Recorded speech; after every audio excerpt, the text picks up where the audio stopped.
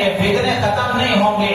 آج جتنے فتنے ہیں کل اور زیادہ ہوں گے، پرسوں اور زیادہ ہوں گے. جیسا جیسا زمانہ اختتام کو پہنچتا رہے گا، قیامت سے قریب ہوتا رہے گا، اس طرح فتنے بڑھتے ہی رہیں گے. ہماری ذمہ داری یہ ہے کہ ہم اپنے آپ کو ان فتنوں سے محفوظ رکھنے کا انتظام کریں، اپنی ایمان کی حفاظت کی فکر کریں، اپنے عقائد کی فکر کریں، صحیح عقائد کا علم حاصل کریں، صحیح اعمال کا علم حاصل کریں، صحیح اخلاق کا علم حاصل کریں. جہالت اگر رہے گی تو یہ سیدھے جہنم میں لے جائے گی. بقول حضرت مولانا ابراہیم صاحب دیولہ دامت برکاتہم کے ہمارے اکابر میں سے ہیں. حضرت ہمیشہ اکثر اپنے بیانوں میں یہ بات کہا کرتے ہیں کہ جہالت آدمی کو جہنم میں لے جاتی ہے. جہالت آدمی کو جہنم میں لے جاتی ہے.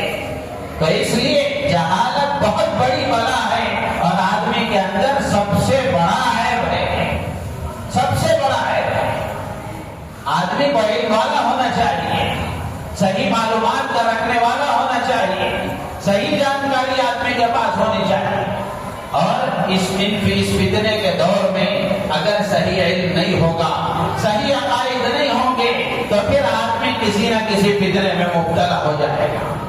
تو اس لیے ضرورت اس بات کی ہے کہ ہم اپنے آپ کو علم صحیح سے وابستہ کریں، علم الہی سے وابستہ کریں، علم نبوت سے وابستہ کریں.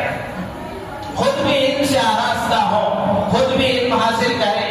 عمر کے کسی بھی حصے میں ہو، علم کے حاصل کرنے کی کوئی عمر نہیں ہے. آج تک حاصل نہیں کر سکے یہ یقیناً بہت بڑا ہے، بہت بڑی شرم کی بات ہے. لیکن پھر بھی مایوس ہونے کی کوئی ضرورت نہیں ہے. آدمی کو چاہیے کہ وہ آج سے ارادہ کر کے علم حاصل کرنے کی کوشش کرے، خود بھی دین کا علم حاصل کرے، اپنے بچوں کو بھی دین کا علم دے، ان کو بھی دینی معلومات دے، وہ بھی صحیح علم حاصل کریں تاکہ ان کا ایمان بھی